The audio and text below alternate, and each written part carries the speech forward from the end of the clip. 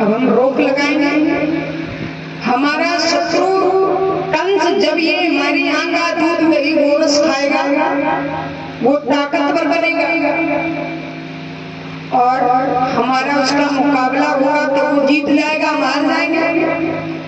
तो हम क्यों ना अपने यहाँ का गोरस खाएं, अपने यहाँ का मथुरा न जाने दें बिछने के लिए। तो उन्होंने एक टोली बनाई। इसमें एक और मकसद था। कौन सा? कि हमारे यहाँ की ब्रजबालाएं मथुरा न जाए। क्यों? हमारे यहाँ की मर्यादा भंग होती है, क्योंकि वो दुष्ट प्रवृत्ति का कंस है। हम अपने यहाँ की ब्रजबालाओं को मथुरा नहीं जाने दूंगा। उन्होंने क्या किया? कृष्ण भगवान ने एक टोली बना ली।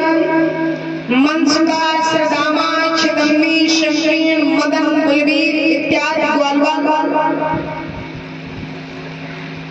लेकिन एक बात और है, ये कथा लोग जो सुनते हैं ना तो बहुत से सार तत्व को अपने में नहीं उतारते, असार को ले जाते हैं घरों। जैसे कि किसी की आदत होती है, अगर हमारे अंदर 10 गुण हैं और एक अवगुण है तो 10 गुणों को भूल जाएंगे और एक अवगुण ढूंढ लेते जो उसका प्रचार प्रसार करने में लग जाएंगे। इसी तरीके से इनकी अवहेलना होती है।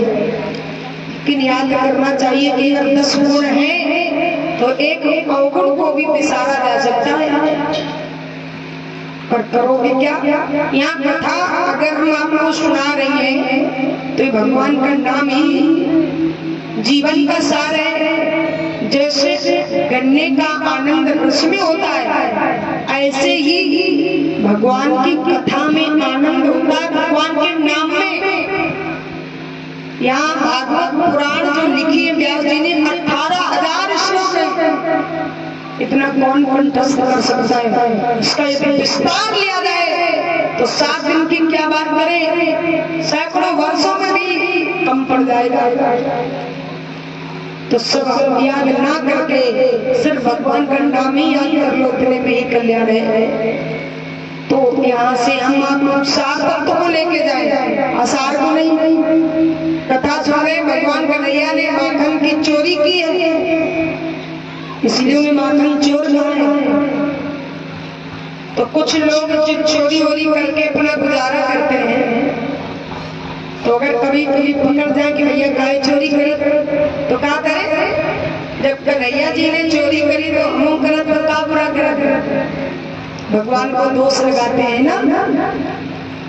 लेकिन एक बात और है कि हम आप भगवान की कभी भी बराबरी नहीं कर सकते। जो भगवान को दोष लगा करके और ये काम करता है वो दंड का भागी होता है। जैसे राम कथा को सुनते, राम जी जो थे ये मर्यादा पुरुषोत्तम थे। राम की मर्यादा पर चलोगे तो मर्यादा पुरुषोत्तम कहला सकते हो। और कृष्ण है ये लीला पुरुषोत्तम है, अगर इनकी लीलाओं को अपनाओगे तो दंड के भागी बन सकते हो। आप कहते हो कि ऐसा कैसे? लीला को अपनाने से कल्याण नहीं है, कृष्ण कथा सुनने से ही कल्याण होगा। अगर अपनाओगे तो भगवान कन्हैया ने माखन की चोरी करी, तुम भी चोरी करना सीख जाओ। एक दिन बच गए, 2 दिन बच गए, और जिस दिन पकड़े गए तो क्या बिना दंड के बचोगे? बच जाओगे?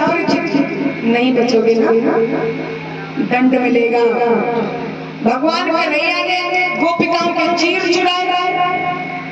अब तुम सोचो कि जब ये गोपिकाओं का चीर चुराए, अरे करने की तो बात दूर रही, कहीं धोखाधड़ी में कोई बहन बेटी का दुपट्टा छू जाए तो आप ही गुजर जाए, याद रखना। बिना सजा का नहीं बच पाएगा। तो भगवान की कथा सुनने से ही कल्याण है, अपनाने से नहीं।